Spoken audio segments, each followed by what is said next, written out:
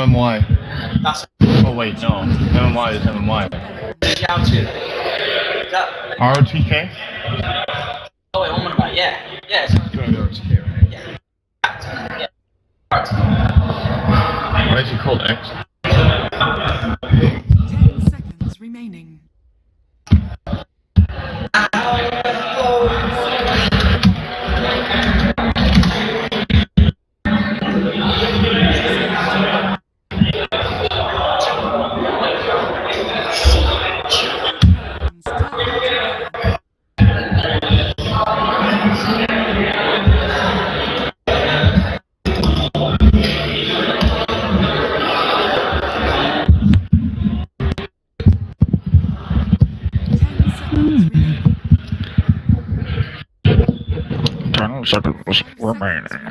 Are you ready?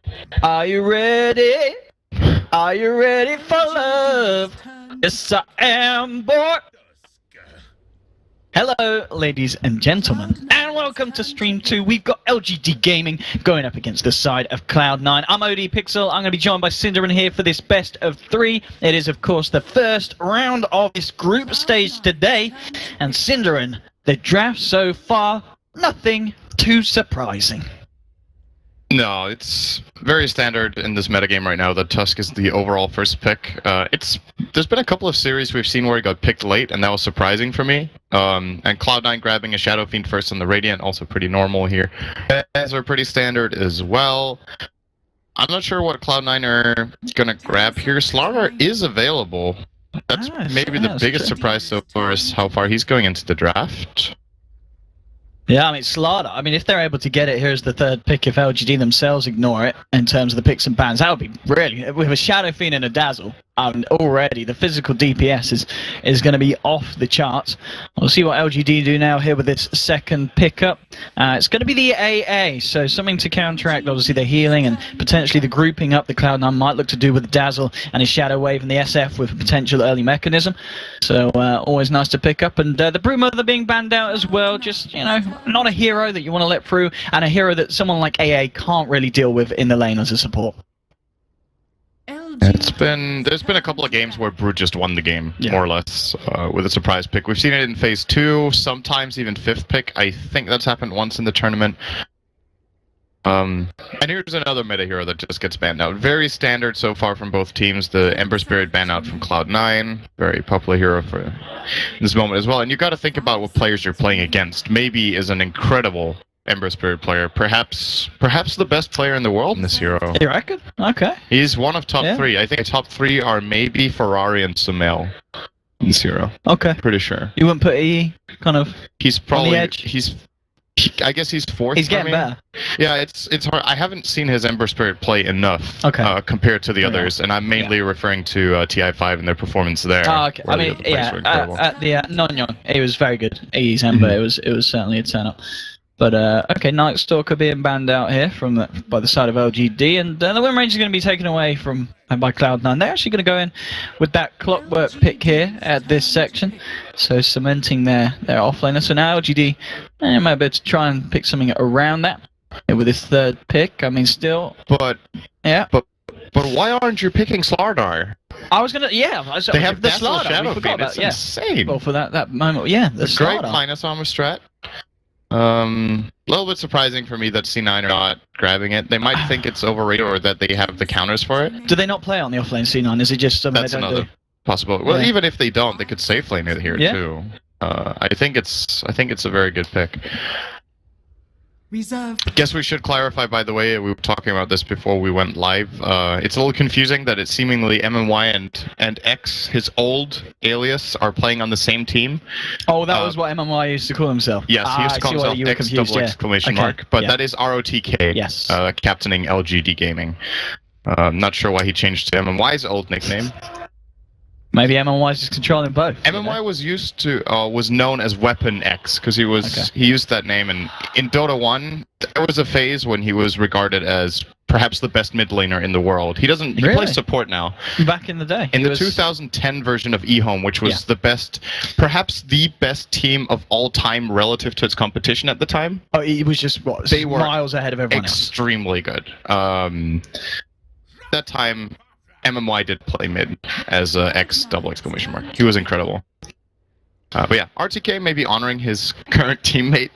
It's strange. I have never seen this before, but as a gyro for Sylar, most likely. Very quick comfort pick for LGD-GAMING, and one of his best. Yes, absolutely. Another real signature pick. And something that works very nice, of course, with the Tusk when they start to look for the early fights. So Tusk comes around, joins the lane for a bit of a gank, just getting themselves in there nice and close and personal with the Rocket Barrage cooldown. And also something that I guess you can kind of use to play around the Clockwork. I mean, we've seen before situations where Clockwork goes in, he cogs someone on the enemy side, but then the Tusk is able to throw the shards into the cogs and he can actually push out their allies and save them from being trapped. And easily just snowball through and pick them up on the way. Grab them on the way. Yeah. I think Tusk is one of the absolute best heroes in Dota against Clockwork. Yeah. So another reason it's a little bit surprising we see it from Cloud9. It might just be that big of a comfort pick for them that they feel like it's worth it, or they have some sort of follow-up here that's going to justify the Clockwork a lot more. It's going to be a Bane, which also went in pretty far in the draft relative to its status in the pro scene right now. Yeah, absolutely. I mean, it's a great pick against Gyro, though. I really like it against Gyro. And Feeble ruins Flat Cannon, and he's a hero who has to come in fairly close to attack. At least one key target for the Flat Cannon to work, and you can grip him from a distance. Yeah, I guess looking at LGD's draft so far, the fact that they are going to be relying on that flat cannon damage in these fights, and especially if Cloud9 can get the armor ticking up with the weave, and as you said, that if they gyro, as damage is really negated by that enfeeble, it's going to really hinder LGD when they come to the fights. We'll see what they pick up here with this fourth pick. Still looking really for that mid laner and that second support, if that Tusk is indeed going to be on the off lane as we've come to expect it. We'll see what they do in response here. I mean, do they need to worry more about this Bane in terms of getting stuff to cancel it? No, okay, well, there we go. So they pick themselves up Alina, someone that's going to be able to play around the Bane kind of nicely. Something else that's going to be able to offer to interrupting the Fiend's grip. We'll possibly see the Yules come out for the man. And also another hero, I guess, that can kind of work nicely around the clock. If the clock ever goes in cogs, yes, he can hit himself out, but there's going to be that little bit of time where Lina can kind of walk in and try and get the stun out with a light strike to start a fight going the favor of LGD's way. It's also a multi-purpose pick. It can go mid, and they can do the classic dual lane off lane Tusk Lina, which is very powerful. So they keep their options open here, and Cloud9 don't know for sure what this hero is doing. So they're going to ban a support in Bounty Hunter, expecting this to be a mid laner for LGD. And with LGD having the final pick, they could completely turn this around on Cloud9 and get a mid laner that they weren't expecting. Because at this point, they're thinking, okay, it's probably Alina mid against our Shadow Fiend. They're mentally preparing for how they're going to deal with that situation and draft their fifth pick around it. And if they swap it around for LGD, that could be a pretty nice move here. Yeah, I really do like seeing Lina's being picked up against a lineup with the Dazzle, because it really kind of makes, in every fight there's going to be the mind games with the Dazzle. It doesn't matter if the hero's still got a fair bit of health, you've always got to be worried about that Laguna Blade burst, so that you've got a kind of preemptively shallow grave, which then has the side of LGD. You can play around, and you know that Dazzle's going to be forced to use it earlier and earlier each team fight as Lina kind of scales up through the game. So I like in that sense. And so LGD with the final ban, they take away the clinks. I mean, kind of like the Slider in the sense that it's a physical DPS position one that's going to be able to roam around the map, be very aggressive, and with the Dazzle and the SF, there's going to be that synergy. So taking that away from Cloud9, I mean, Slardar is still there, and they do have a Bane in lane if they want to try and set up something, you know, closing that with the Crush. Do you think they're still thinking about that, or at this point are they're just not interested in the Slardar this game? Seconds remaining. I think if you're interested in Slaughter, you would have picked it already. Yeah, That's what I think. Yeah. Razor is an interesting choice. It's a secondary way of draining or removing physical damage from a single target.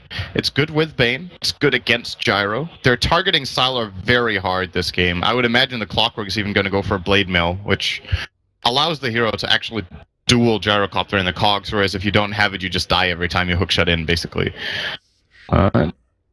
It's an Earthshaker last, so it is a maybe Lina in the mid lane. And they will be running a double supports with a Shaker and an offlane Tusk. Most likely, they could also play Shaker offlane and support with the Tusk if they think it's better. Do you think you want the levels on your Tusk this game? Yes. So you'd imagine they're not going to do the Shaker offlane. Yeah, I think it's too risky. It's also not that good anymore, and it's a very difficult game to play core Shaker in against a Clockwork. Primarily, but also the lane he's going to have if he goes off lane will be very difficult for him to handle. Yeah. Okay, and it looks like... Oh, we'll see if that is going to be the case. So, RTK at the moment, putting himself on the shaker. We'll see how that correlates to in-game. But, I mean, it kind of draft-wise... Overall, do you feel that anyone's coming out with a stronger upper hand here, or do you think both have got a clear...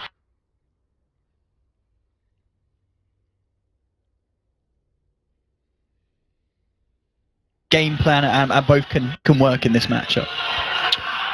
I like LGD's draft more. I know the team's playstyle and players quite a bit better than Cloud9.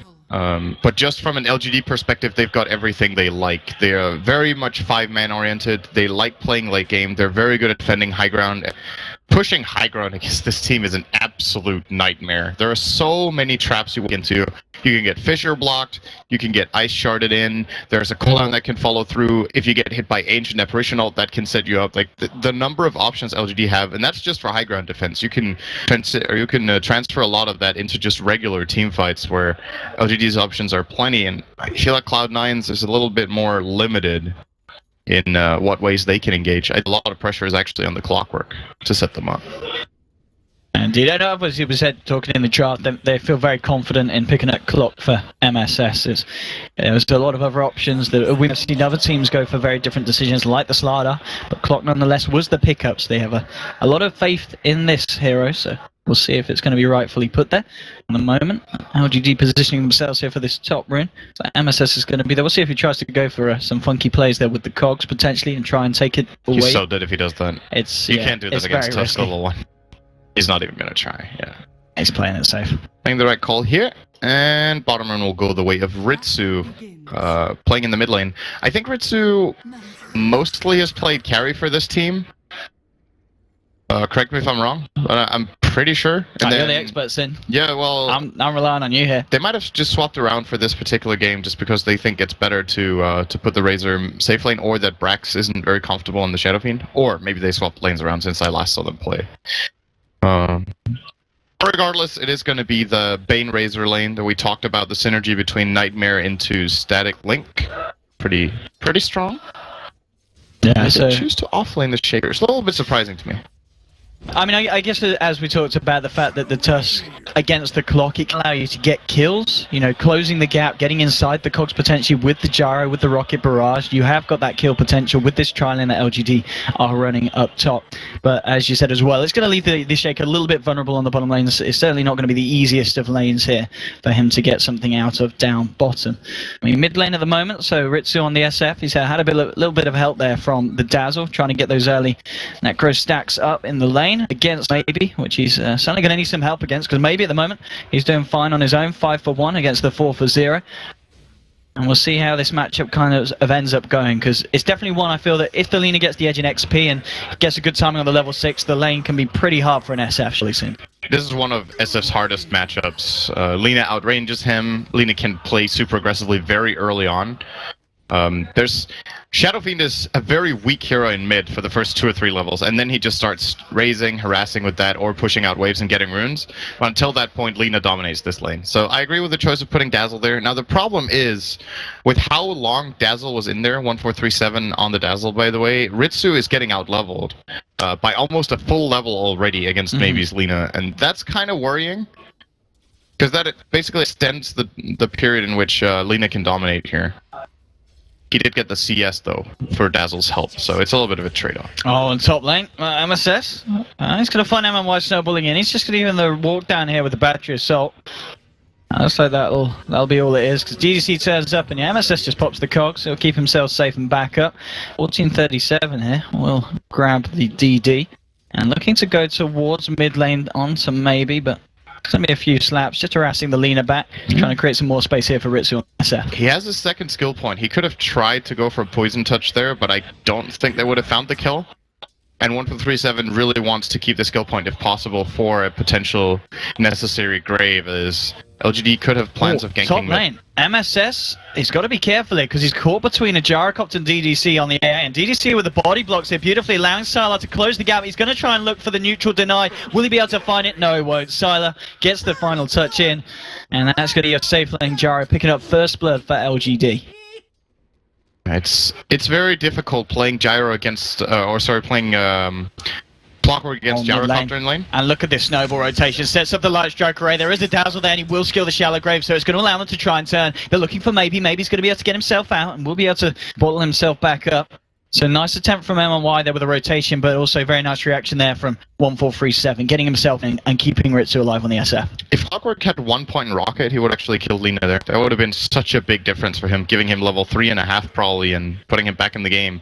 This 1 point in Battery Assault, I'm actually surprised that MSS went for it in this lane because his kill potential alone against a Gyro plus Tusk lane is non-existent. So it doesn't really provide much for him. I like the thought of going into a game like this where you're maybe the underdog, I guess that's fair to say, and feeling like you can play aggressively and just you need to put pressure with a skill like Battery Assault. But in my book, this is a max Rocket game. Yeah, I think he potentially just skilled it, you know, when the snowball came in onto the river and he felt that he could try and go for a bit of a rundown on Tusk. He kind of skilled it then, so maybe not the initial plan. And as I said, I won't be surprised if we do see him go back for just putting extra points into Rocket and leaving just the one in the battery.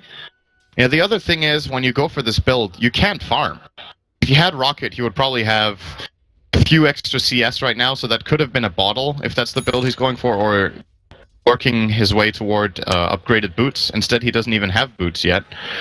So the trade-off for this, it's a very high-risk, high-reward kind of build. Getting Battery Assault on level 2 when you have a hard lane, and he should definitely skill Rocket now. Yeah, and we saw Savage down the bane just hanging around mid with that Invis and seeing if he could set something up onto Maybe, but Maybe was aware and just kept it very safe, kept it back. So won't get caught out there by the aggression of Cloud9, and a lot of attention has been given from Cloud9 towards that mid lane to try and help Ritsu out, and it's working at the moment. 27 for 4, he's keeping up his farm on par with Maybe's Lina, but Maybe's been doing on his own, whereas SF has required more resources from the side. It doesn't matter too much though, because looking at the CS of the two safe laners, 29 to 14, 20 to 18, it's going fine in that respect. So all things said and done across the board, it's fairly even between both sides at this point of the game. Yeah, then it's about who has the better advantage from it transitioning later into the game. And I think a sacrifice Shaker is a lot stronger than a sacrifice Clock, because Fissure is a great tool on Clockwork, doesn't really do much in fights until he's level 6.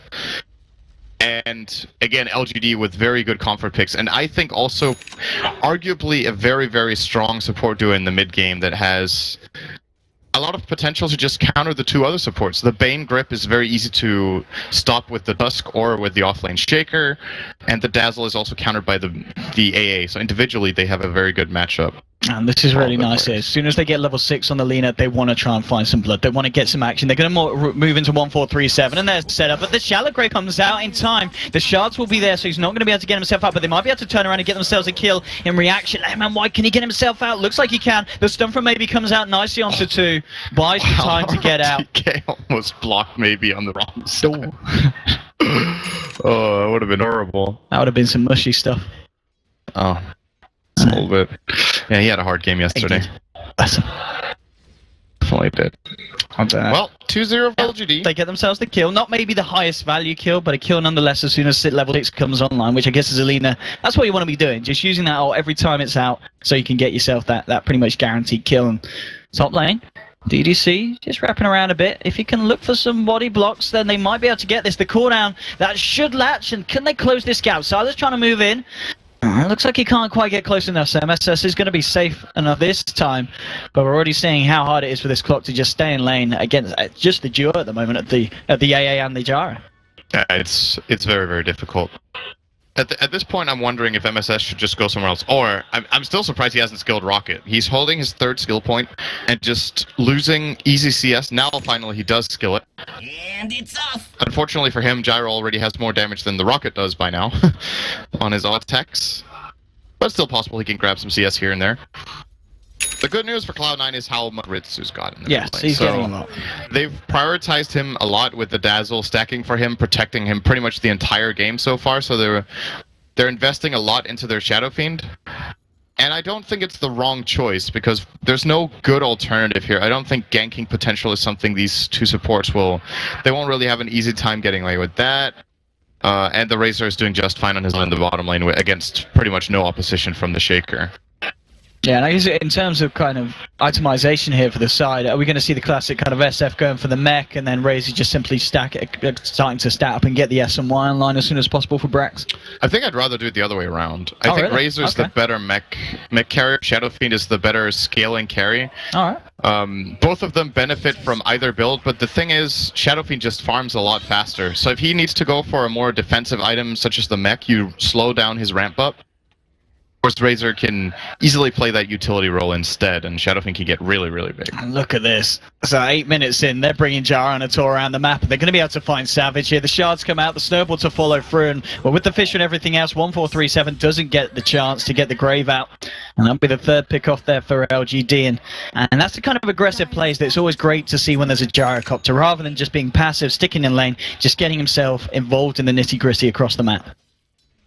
This is going to give MSS some space, though, on the Clockwork. So he's getting a one-on-one matchup now against DDC, but DDC is 1.5 levels ahead. Oh, MSS trying to threaten him a little bit, but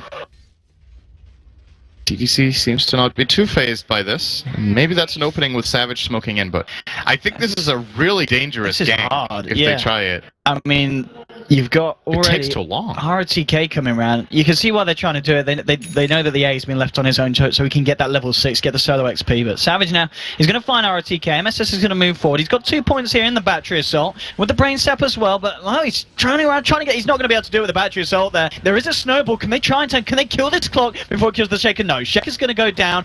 MSS, does he live through this one? No, he doesn't. So it's a 1-for-1 at the moment. But it looks like LGD may be able to make this a 2-for-1 unless he gets the denied from the creeps. No, he doesn't. They'll be able to find that kill there as well as DDC picks that up on the AA. So 2-for-1 trade there for LGD, and well, as you were saying, Sin, not really the best movement there from Cloud9 on the top. It's just a difficult kill because it takes so long for Bane and Clock to get to kill any of these heroes up here when they're both only level 4. If this was a level 6 Clockwork, it's a different story. Then they have so much burst that they could have killed Shaker before any reinforcements arrived.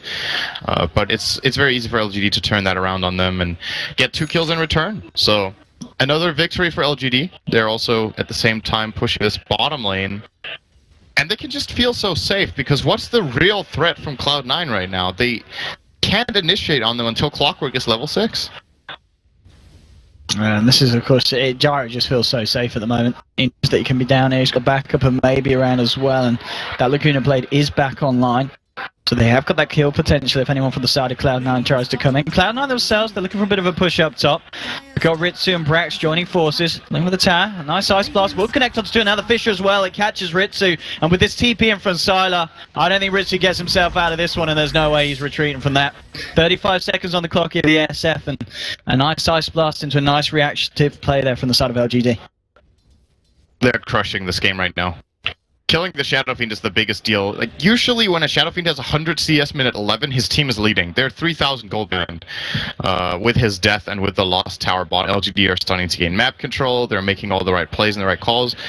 And I gotta say, part of it to me is down to the draft, where Cloud9 just has a lineup that it's difficult to see playing aggressively. So LGD are just exploiting it, going pretty much wherever they want with their heroes right now.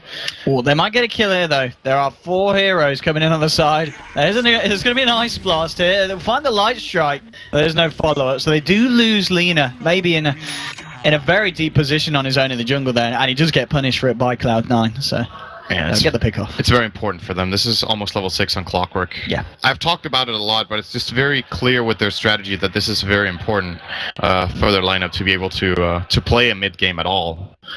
I still think they're pretty far behind in the game. Even if the gold was 0, I would say they're behind just from a strategic point of view. But it opens up some avenues of comeback here. And in terms of builds, it's looking to be what you suggested. The fact that Sanj has now been picked up by Ritsu on the SF, so almost certainly looking for that Ed and White. And then Razor himself, yet to pick anything else up on top of the treads and the Aquila. But I wouldn't be surprised if we see the mech, or you definitely buy the mech on the Razor. Is there any reason why you would avoid it against LGD's lineup? You'd be like, you can be scared of AA disabling your mech, but at the same time, you kind of have to try to play around it. And Yes, AA is a counter to mech, but you could also say the other way around. If you survive the Ice Blast and it brings you low, that's how you turn and win a fight. So I wouldn't say he should get LGD. savages getting he's savaged. in a lot of trouble. Oh, I mean, nice nightmare. nightmare. Dodges a I fair said bit. it first. They died Jinx anyway. got you. Yeah. All right, and that's a 12-minute minus now on DDC's AA. So not bad at all for the man. They're looking to That's try a and take this really good EO1. timing. So, as you were saying earlier, it's just about... So, C9, they're investing a lot in Ritsu's Shadow Fiend, and he's got to do a lot for the team. He is still top net worth at the moment in the game, so they've got to use this as much as they can. He's level 11.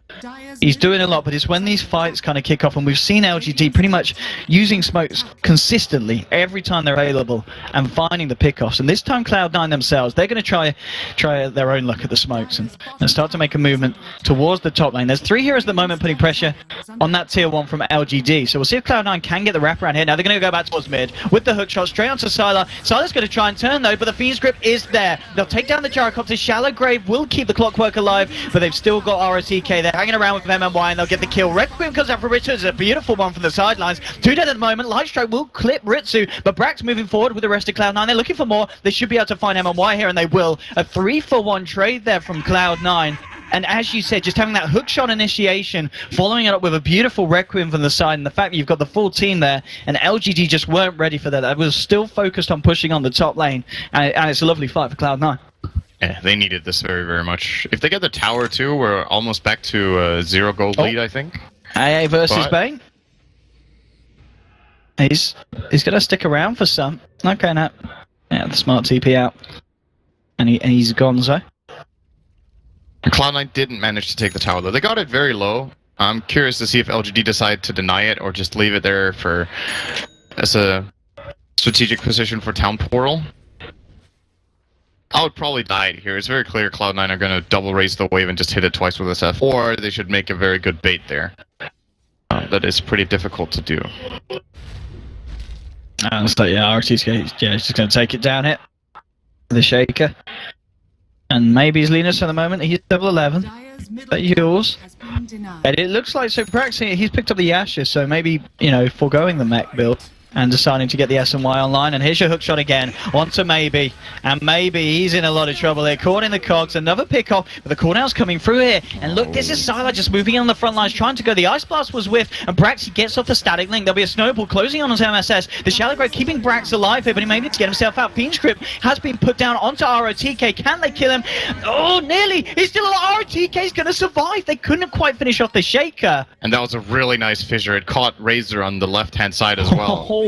So he did get himself a kill too. That looked really bad for LGD when that AA ult whiffed completely, like you said. They still had enough. They just had a way superior position, and the Shadow Fiend just wasn't there. He wasn't there, and he had a DD as well. It could have been the turnaround potential, but maybe Ritzy just felt that it already just wasn't the fight that C9 wanted to commit to. And so he just focuses on pushing up on top lane. I think if he had his TP ready, it was flat out just a mistake not porting down there. Okay. He could have secured his team the fight. And even if they don't get kills, they don't lose 3 heroes. Then LGD have to, at the very least, just retreat and be like, oh, Shadow Fiend is porting and get back. And in that case, you kill the Lina and maybe you lose your clock and then that's it. He accomplished top lane was not worth 2 lives. And S&Y now down onto Sylar. So adding to this potential that he has when he fights 16 minutes into the game. And, I mean, at this point, so we talked about earlier just talking it late, taking it late. Have Cloud9 got as much potential in the late game, do you feel, as LGD's lineup? No. No. I don't think so. There's like this sweet spot for their lineup where Fiend and Razor are both strong. And I would say it's coming up within the next 10 minutes. But the real issue I have with Cloud9's ability to win this game is even if they're in a good position and even if they're leading, they need to breach high ground at some point, and it's just super difficult to do against LGD's lineup, and they have worse late game when we go very, very late. Gyro and of course the Lina should be able to deal with these 2 cores for Cloud9 in most cases, I would say. Cloud9 this is a very good Ice Blast. The 3, the fish and the snowball in as well. They're ready to fire here, LGD. There's a Shallow Grave, and Ritsu will get off the Requiem. They'll burst down the Tusk, but they've already lost the Bane, and now maybe turning up from the sidelines. Hookshot across from SS. It's 2 for 1 at the moment. It looks like it's going to be 2 for 2 if they can kill. Maybe no, they can't. Slam from ROTK will finish off the ban in the pit, and it's a double kill for Maybe as LGD clean up. It was off the beautiful setup of that ice blast into the fissure, into the snowball, just bringing them so low. Those ice making shards. it so hard to fight. The ice shards were incredible. He caught 3 heroes inside the shard, so Cloud9 couldn't actually exit the pit. Makes for a very easy set. Oh, baby! He cancelled the TP. I don't think he realized. Oh. He probably thought he missed. That was literally on the last 0.1 second. I mean, that's after that fight anyway, so RT can have his Blink Dagger now. You know what I mean? Blink Dagger now done. And Blink Dagger on the Lina as well. They're ready to The go. one on Shaker is the big deal here. As I mentioned earlier, as far as the draft goes, there's just so many ways for LGD to take fights, and preventing Cloud9 from taking Roshan, which I think is the biggest threat right now to, again, them being able to push the high ground. Having the Aegis will make a very big difference. Of course, that's one thing LGD does not deal with so well, is in order for them to get key kills, they probably have to commit ultimates, and if they do that onto Shadow Fiend with Aegis, maybe they lose a tier 3, and then you can look towards secondary Roshans giving racks. But they held it. Just keep the farm going, and building a significant advantage again here at 5k apiece. Yeah, keeping the swing, favouring themselves. This is going to try and work on that BKB, and of course against LG's lineup, BKB is going to be very nice in these fights. Yeah. I mean, we've already seen what a well-timed Requiem can do against this lineup of LGD. And LGD themselves, is the Jara going to be building a BKB? Yeah, he looks like he himself. He's opted for the BKB as well, straight after the S and Y. So really preparing for these fights that both teams are forcing at this point of the game, 19 minutes in. We've seen a lot of aggression from both sides, but at the moment, the majority of it has favoured the side of LGD. And, I mean, LGD themselves, the Tusk with the Arcanes, what does he follow this build with? Does he himself look for the mech for the lineup of LGD? Is that something that you can still go for at this point of the game to then build into the Greaves for these fights? Yeah, I think that would be nice. I think Greaves are good. There's no... If you look at Cloud9's lineup, their damage is mainly spread damage between Requiem, Raises, and Plasma Field right now, and being able to negate at least one of those spells with a mech is very nice. Alternatively, he can get a Blink Dagger, just so he has a very easy way of getting in on the Bane. If he has already used the Snowball, he can then Blink Punch the Bane instead to stop grip. That's also nice. Or he can blink into Cogs and save his ally that gets caught in there as well. So there's a lot of utility in getting a Blink Dagger here. I would say either build is actually very good. Talking about the blinks, we're going to see RTK want to try and use his here off the back of this smoke.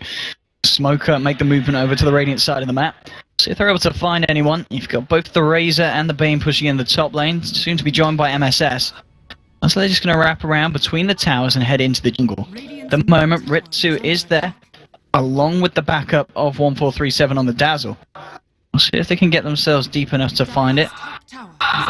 It looks like they're going to give up on this one and just realise that they've got the space to get the push on mid. They'll look to try to take the tier 1 here, and C9 won't be doing anything in response to that. And this is such a classic LGD play as well. Smoking to get tower. I think they were hoping to get a pick, but what happens in the game is when you show up out of nowhere and you're suddenly 5 heroes at a tower and attacking it, if the enemy team has their heroes spread out across the map, getting back to defend the tower is either going to cost them their entire push on the other lanes and 2 or 3 TPs, or the delay on TPing is so long that you might even be late anyway. So this whole surprise factor of LGD going off the map and getting a tower, I think, is very good. Ritsu will now have that BKB pretty much done. Just a few up away from having the recipe for it. And that's going to be ready for this SF for the next fight.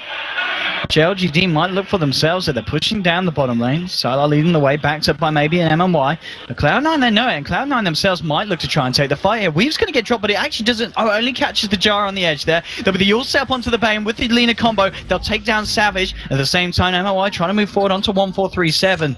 Looks like Cloud9 would just try and get themselves out of this here. Maybe he's going to chase it. There's the Fisher from RTK, setting up the kill onto the Dazzle. The second pick off in a row there for LGD. They'll blink forward. They're looking for more. The Light Strike. It catches MSS. They get the right clicks in. And it gets the hooks up, but it doesn't latch onto anything. MSS, he tried to get himself out. I think he tried to hook onto Ritsu, but Ritsu moved out of the way. And that's going to be the tier 2 potentially going down as well, as LGD find 3 very nice pickoffs at the bottom. And they just have AA farming top at the same time, just only providing the Ice Blast there, which actually missed. He didn't even need to be there. LG just, again, catch them by surprise and Oh, ROTK. Look at these setups. But the Fisher. Oh my goodness, this man's a player, and so is his team. Brax is down in the mid lane. Oh, at least one return kill here from Ritsu, and up top gets DDC.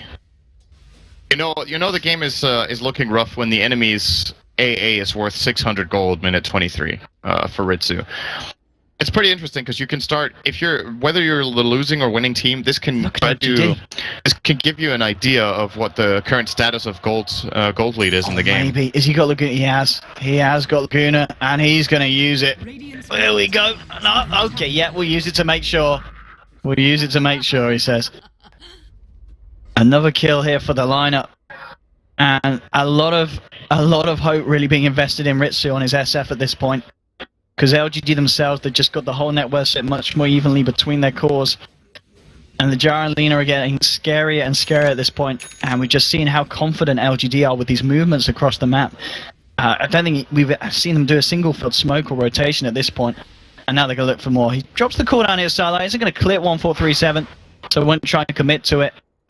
But I mean, against this kind of play that LGD are bringing to this match, what do you do if you're Cloud9 to react to it? I personally, once again, I feel like they missed their timing window already. With this kind of draft, they might have wanted to invest more into securing Clockwork in early game, so Bane should have maybe played more around the top lane. Or the Dazzle should have, to allow Clock to get a game, because, well, you saw when MSS got level 6, they started showing signs of life, but it just happened so late into the game, and LGD just had all the solutions. They're also seemingly reading the map a bit better. Do Cloud9 have smokes? I feel like have they even used They've got one? a smoke on 1437 at the moment. They have one on 1437. Is that the only one they have left? Because I haven't really felt the impact of the smokes they have done, compared to LGD's, which have been way more successful. And at this point, you gotta start looking for places Cloud9. I don't think farming's gonna work. Okay, I mean, they are grouping up here at the moment towards their own Ancients. The question is, are they going to go for some kind of smoke or movement? They've got that Radiant Ward that's showing them the fact that AA is on his own. They might just look for the easy pick-off here, as they're going to commit a few heroes, and there's your hook shot for it. So they'll see DDC's on his own, they're going for the kill, and they will get it. So again, taking down the A, but this is just giving the space for LGD to just make movements around the map elsewhere. And here we go, Snowball straining onto 1437. He gets the punch through. There'll be a cooldown as well. He's going to look for the TP out. Is the missile going to connect? It doesn't even matter because the fish is there from RTK. 1437 will go down. It's essentially a support for support trade there between the sides. LGD more so in a position to get the push on in the mid lane. Maybe try and look for the tier 2 and even look to try and provoke another fight from the side of Cloud9. Yeah, they are indeed in a very good spot here to pressure this, but at the same time showing some respect to the enemy team. Of course, maybe nervous about the Clockwork. They shouldn't be. He doesn't have hookshot for another 30. But sometimes in these situations, difficult to assess when it's going to be ready. And they also know that as long as they're map controlling and farming, they're going to be fine. Maybe he's now got his Aghanims. He's looking very, very strong on that Lina. They've got about 10,000 gold advantage. Wondering when they're going to start trying for this Roshan pick. Yeah, this is yeah, maybe 25 minutes in having, as you said, the Aghanims and the Yules and the Blink Dagger. That's pretty impressive for the man, especially in a game as well where the Gyros had so much farm. They're both just about 1k behind the SF, but this is an SF that's had a lot of stacks created for him, a lot of space created for him by the side of Cloud9. So it just really goes to show how LGD are kind of making the best of this situation in comparison to Cloud9. It looks like it's going to be the Skadi coming out next for Ritsu as he picks up the first ultimate AWP. Unless, I mean, I imagine it's going to be Skadi. He can't really afford to go too defensive and get something like a Lincoln's, can he, against this lineup? He might have to against the Laguna Blade. Yeah. It is possible. My concern for Cloud9 is who's going to deal the damage. Like, yeah, that's what I was thinking if he goes Lincoln's. They need to kill someone. Well, even Skadi doesn't give very much damage for the money you pay. It's more of a hybrid item that gives a little bit of everything, or a lot of everything, but... Yeah, it's the Luigi of Dota 2 items. Yeah. But doesn't... I don't know. I don't think right now that they can kill the big heroes of LGD with anything short of a full fiend script or having a very good weave beforehand. Hookshot. MSS closing the gap, trying to move it on to maybe, but LGD are going to be there for reaction. Look at this as well, moving in from the bottom. There's the wraparound RTK, straight with the Fisher. Now blinks forward, looking for more. The slam straight onto the Razor, looking to get him down here with the enchant donor. Maybe turns it with the Luna onto Praxis, enough with the right click. The Dragon Slave's going to miss. Snowball across will finish off MSS on the clock. Brax trying to get himself away, but the shards are there. They'll catch him just on the clip, and that'll just buy the time for the rest of LGD's opportunity to move in and find themselves the second pick off there. The Cloud9 desperately trying to find something up top, but LGD are there with the full 5-man reaction rotation. Is under attack. And again, the issue here is just that, well, first of all, the hookshot doesn't connect. And at that point, kill is just not happening anymore. But Razor Clock right now is also not that dangerous of a duo for LGD to be ganked by. They have the time to respond with their other heroes supporting up there. I think as well, you talked about it earlier, how a Shaker can do so much more with a bad start than a Clock can, and I think that's shown in the net worth as well. We're seeing the Clock MSS, poor lad, bless him, he's a fair bit behind just the supports of LGD in terms of value. Hey, you also just look at kill attendance. Yeah. Shaker's been in 17 kills, Clockwork has been in 6. Relative to his team's number of kills, it's pretty good, but there's just been way more going the way of ROTK in this game. Yeah, he's been making a lot up in ROTK. There's been some really nice plays from him. Yeah, 23-9, 28 minutes in. Ritsu is still sitting at the top of that net worth, but it's really just a case of what he's going to be able to do with it, and of course to see what he does build here with his orb. DDC, how's he doing on the Agonist front? Is he okay, so he's only got the staff. There's nothing on the courier, is there? No. Okay, so because of he's been killed a fair few times up here whilst he's trying to be building these components. I will, of course, have that Agonist eventually. Okay, and there we go. He did, but DDC did buy the gem there for Tusk. Cheers, weapons. I think he might also be buying a Force Staff over eggs in this game. When you open up with the Staff of Wizardry, it generally hints that either you haven't chosen yet, okay, or you're going for the Force Staff. And you reckon? I mean, do you still get the Midas first if you're going for stuff, or I guess he might have just changed his mind. Is it like, oh wow, I got a 13-minute Midas, that's great, and since then he died a couple times, didn't find as much farm as he had hoped, maybe. Then you adjust your build to the situation. Force Staff counters Clock more than any other item in the game. And it's great against the static link as well, just getting the jar away from him. So it's also good against Fiend Script. Actually, when the hero is just turned in the right direction, creating that extra gap for the enemy team to reach the target of grip is very useful. It's true, it's true. And Roshan looks like this may be what's next on the menu. Maybe finds himself a DD rune, and it looks like this will be go time here for the team. Sylar and the boys moving in.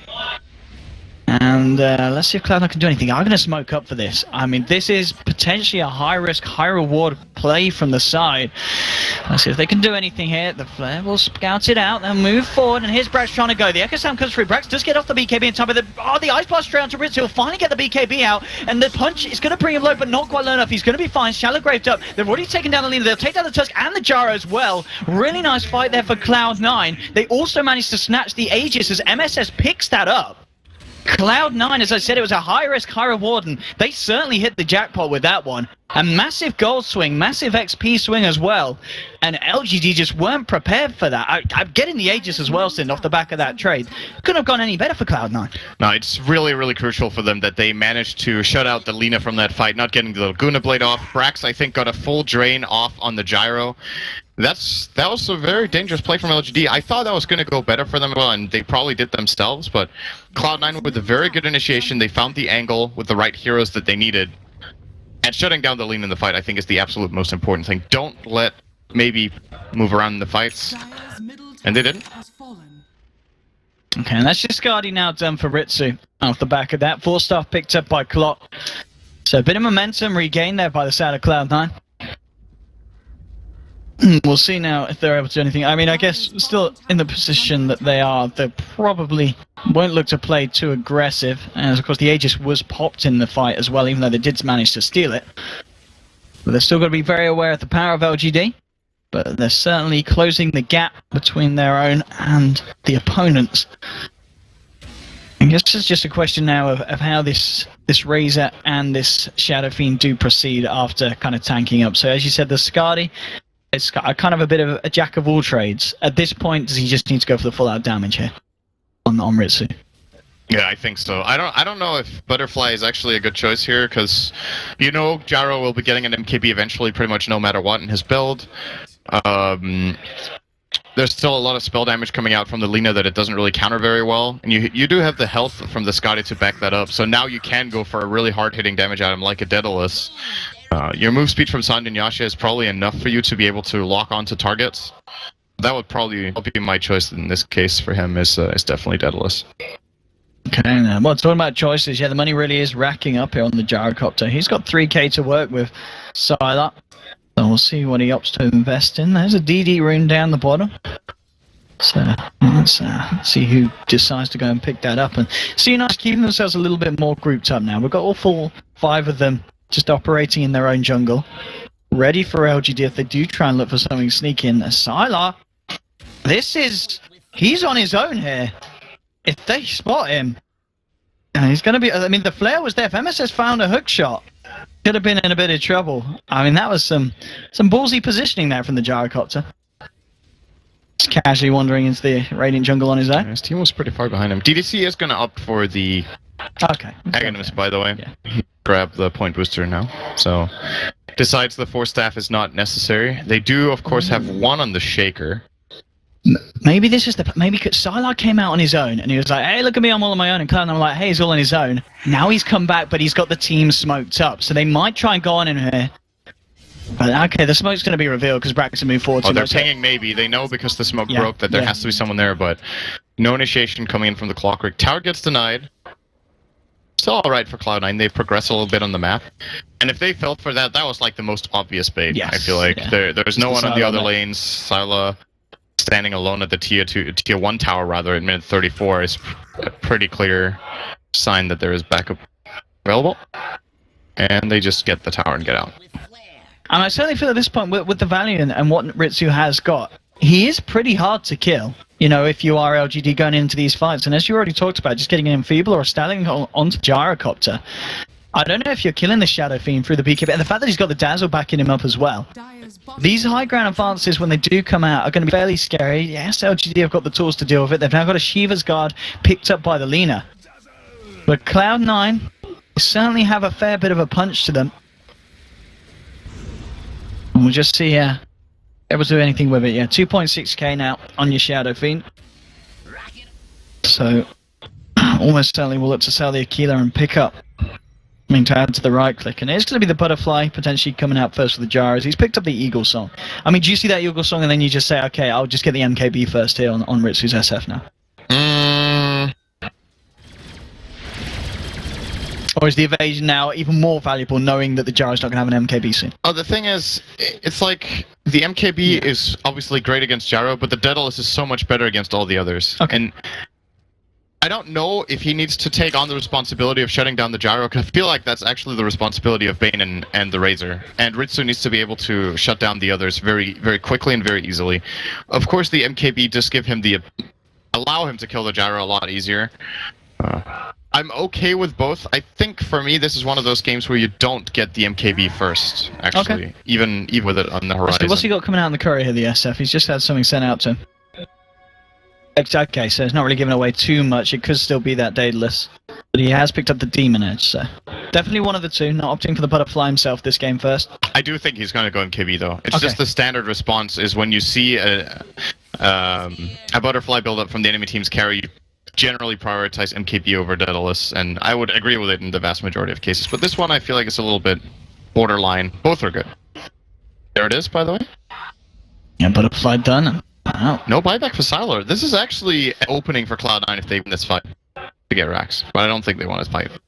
Yeah, they did all come up here as 5, but not quite feeling confident enough to try and fight under the tier 2 of LGD, or maybe they're still hanging around. It looks like the call is to back off.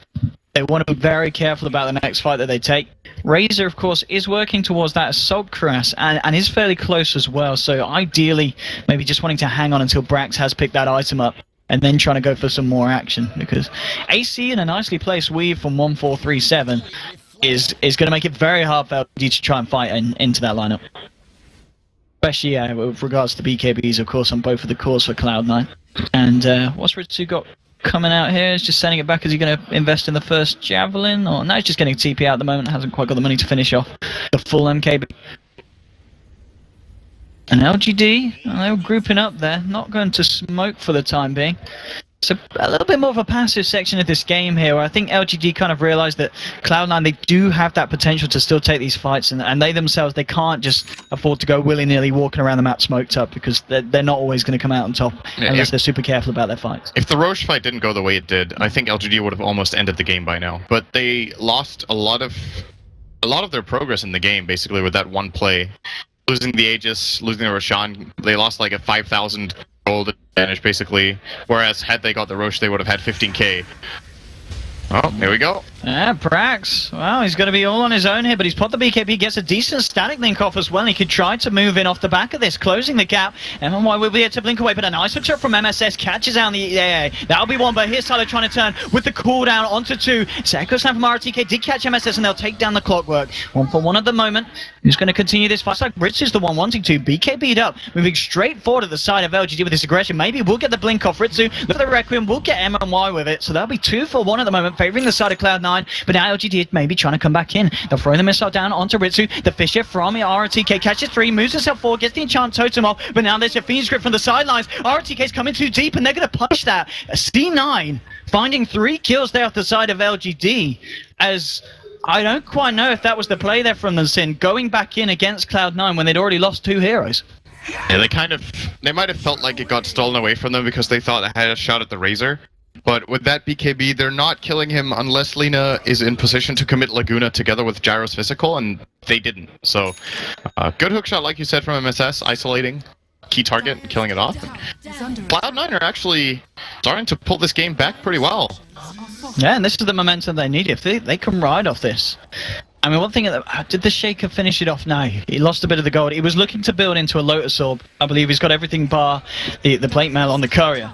Which is obviously going to be very nice for the Gyrocopter. If he can land that down on the Gyrocopter before these fights start, suddenly the static link is irrelevant. Bane's going to have a lot harder trouble controlling the Gyrocopter with the Fiend's Grips, with the Nightmares.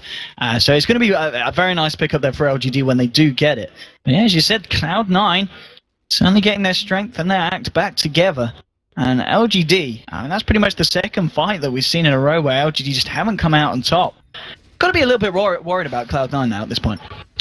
If they want to come out on top in these kind of fights, the engage needs to be way more crisp. They basically got their Tusk and their AA out of position going on a hero that has a BKB, and the Lina wasn't able to blow up the Razor whatsoever. If they engage with Snowball like they did there, it's piece of cake for Brax to just use BKB defensively as the Snowball approaches and just turn on his ultimate. And LGD just had to turn tail and run. And they could have actually managed to disengage entirely if it wasn't for MSS. Yes, yeah, they were. Yeah, he did catch them on the back. And now Cloud9. Alright. For smoke from the base. A fair way to travel. I mean, is this potentially just smoke and go Roche, or is this smoke look for pickoffs and then go Roche? And Roche itself is back up. There are a lot of ways that LGD can scout this Roche, but if they get away with it, it's a very big play that could open up. Here comes the creep. That's going to be the way they play for. So Cloud9, they're not going to go straight for the pit. They're going to look for try and find a fight first, and they might just get it here. Moving up to the high ground, the Rocket Flare will spot them out. They know that LGD is about the neighborhood. And there's your hook shot from MSS, beautifully on target. Maybe will use himself, buy himself some time. But Ritsu looking for the channel of the Requiem. The Snowball's going to save 2 of them though. Sala will still get caught with the slow. Brax trying to move forward with the BKB. Fishy gets thrown back, and the missile will land onto the Clockwork. Let's see if LGD move in onto this one. MSS could be in trouble. The cooldown's there, and they will. They'll take down the Clockwork. There's your Lotus Orb onto Sylar, stopping any chance of Cloud9 turning this one back onto Maritsu. He's caught on the cliff. He's all alone. He's down. Double kill for Sylar. Maybe even a triple as they close in onto SVG. They'll get a triple kill for the Gyrocopter, and LGD might even find more. They'll look for the TP out 1437. It's not going to happen. Ultra kill for Sylar. And this time, Cloud9 Smoke getting punished in the most painful way possible as they lose 4 heroes. They'll lose the Roshan to LGD. And LGD say, well, you may have had a couple of nice fights, but we can have an even nicer one. The way that fight developed was actually really interesting, because I was like, they broke the smoke, and that's where most players will just immediately react by blinking out their Lina. He stayed in the front lines, kept his blink ready, and actually let them engage on him. It's like the call was, okay, if he wants to hookshot me, that's fine. I'm going to Yules, then you can defensive snowball me, and then I can blink. And it went probably better than what LGD expected, because Ritsu wasted BKB Requiem on hitting almost nothing. And that's such a big part of their team fight out the window, where LGD just buy time with the snowball, that it was an easy fight afterwards. Yeah, I mean, Tusk, as we're saying, it's just one of those heroes. He's got a lot of strengths against a lot of them, but, I mean, SF is another one. Just using the snowball to dodge the Requiem, saving his team, getting himself in there sometimes as well with a punch to cancel the channeling. And off the back of that, LGD now looking to push down the mid lane. SF's going to be back up in a few seconds, and looks like LGD will respect that, maybe just try and get the top lane pushed in, get that final tier 2 away from the side of Cloud9. But LGD certainly regaining the control that they did have for pretty much the first 25 minutes of this game back into their hands. Yeah. You can just tell from the graph how this game has gone. LGD have been doing very well all the time. There was the one big turnaround for Cloud9. Game stagnated a bit, and now they pulled it back once again. After another good team fight from Cloud9. It's interesting to see how they show these signs of life in a couple of very good fights. But apart from them, very little happening from Cloud9's side. So now they return to farming. Curious to see what Brex gets next. Oh, he's got a bit of gold saved up, hasn't he? What's he on the moment? 3.5k, yeah, on this Razor. I mean, does he go for the axe, yeah? So they can try and break high ground a little easier? He's got the AC. I mean, it's... I like the idea of getting a butterfly just so you can flutter and stay next to gyrocopter and steal damage. Of course, the MKB will be coming out for Salar as his next item, as it looks. So maybe not interested in using in getting the butterfly for that reason. He does have pretty good move speed already. 455 is pretty high, so it should be higher. Well, Salar can actually outrun him if he uses flutter. Then he's on 522. We'll see. Another nice item on Razor in this game is actually either Shivas or Hex. He does have pretty good damage over the course of a long fight with Eye of the Storm running, and of course stealing the damage with Static Link. He has enough attack speed between Sanjin Yashi and Kiras, so it's all about locking on his target. And the minus attack speed aura against Gyrocopter is great, and of course the additional armor. And the alternative Hex would just be simply for them to have a secondary means of engaging and controlling heroes. This is potentially nice from LGD. They had that dire wars. They saw the fact that Cloud9 came very deep out on this top lane, and they're going to try and smoke and catch him off the back. Might be MSS the one to tank this one. As LGD moving in, MSS. Okay, no, he's in a lot of trouble. There's the punch into the cooldown. Trapped in his own cogs. MSS will go down. So they take down the clockwork. Everyone else from the side of Cloud9 will be able to get themselves out and away. That was the lowest level hero on the map, though. Yeah, so he's tanking it for them. He's going to respawn so fast that it actually won't really matter, and the fact that LGD blew the smoke on that, they're probably not very satisfied with. They can try to go high ground here with 30 seconds on the clock, but the creep wave is still a good 20 seconds away from the base. So Cloud9 can hold it with just a glyph if they want to really delay it for a 5-on-5, or maybe LGD aren't even trying to commit with the Look how much money this Lena's got. It's got quite a bit, Sid. Yep. 7k gold on maybe. Surprised he doesn't sell his Euls at this point and get something else, even with the pick up a Hex. Aegis in his inventory, yeah. That's a lot of money on this man. Hex would be great. I think this is actually also a pretty good time for him to get a refresher. I wouldn't mind seeing refresher BKB as two last items, actually, just so he can refresh the Shivas, double Laguna, key targets. And with the BKB, he should be able to just sustain against the clockwork and all the magic damage coming out from Cloud9.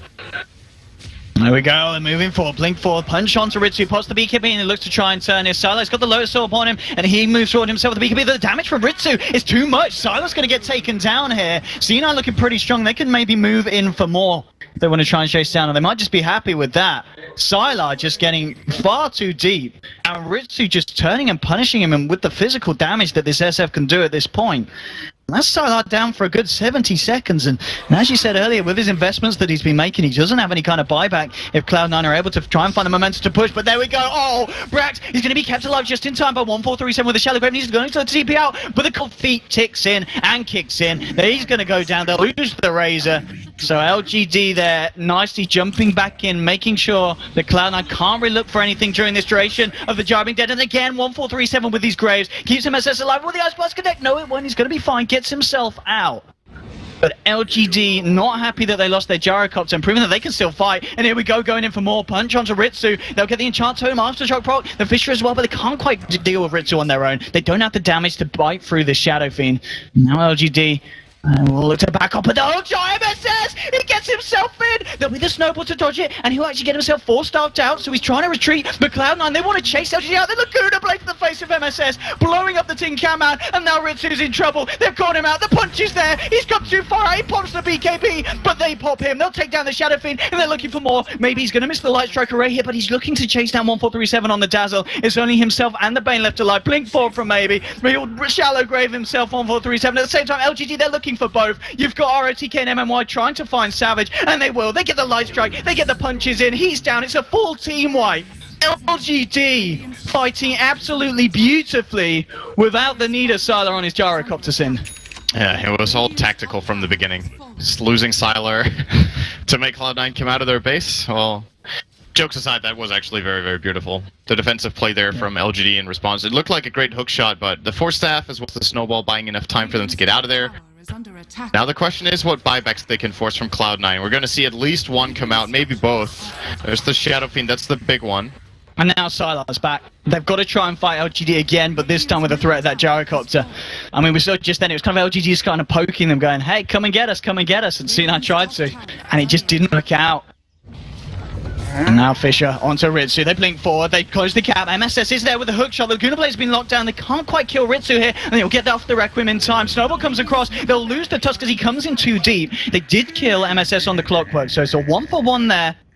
It looks like LGD this time without the Tusk, they'll feel a little bit less confident in terms of hanging around, and they will now call it a day there after those fights in the mid lanes.